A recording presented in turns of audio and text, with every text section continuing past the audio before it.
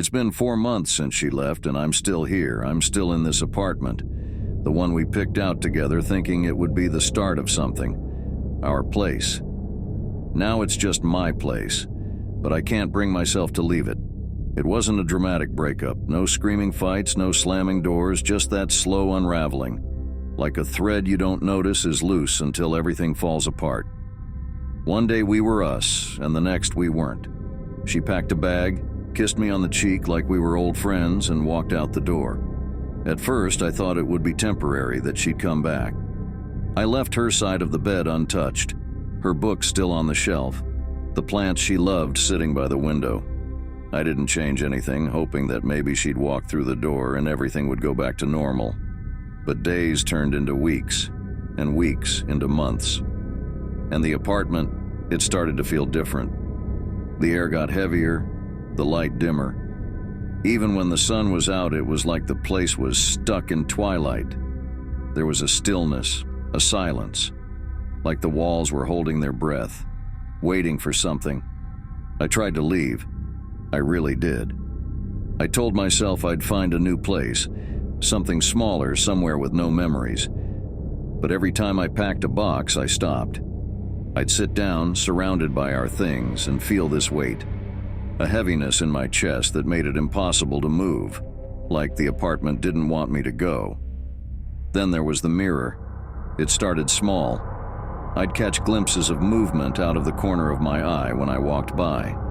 Just a flicker, like someone was standing just outside the frame. At first, I brushed it off, telling myself it was my mind playing tricks on me. But then, I started seeing her. It wasn't her, not really, just a reflection. But she was there, in the mirror, looking at me.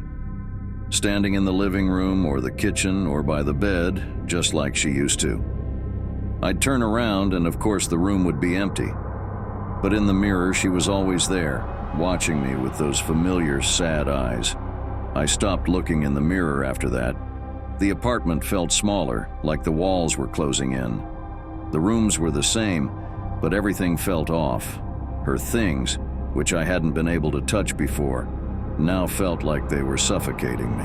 Her clothes still hung in the closet, her perfume lingered in the air, and I swore I could hear her laugh, faintly, in the quiet moments. One night I decided I couldn't stay any longer. I packed my bags, determined to leave, but when I reached the door, I froze. My hand hovered over the doorknob, but I couldn't turn it. The apartment felt like it was pressing down on me, refusing to let me go. I looked back at the mirror. She was there again, standing in the hallway, her head slightly tilted, watching. Her expression wasn't angry or sad this time. It was something else, something pleading. I'm not sure why, but I put the bag down. I walked back inside, the door closing softly behind me, and sat on the couch. The room felt calmer, quieter. The mirror, now just a reflection of an empty room. I told myself I'd try again tomorrow, but tomorrow never came. Every day I wake up, pack my things, and every night I end up back here in this apartment with her. I've stopped trying to leave.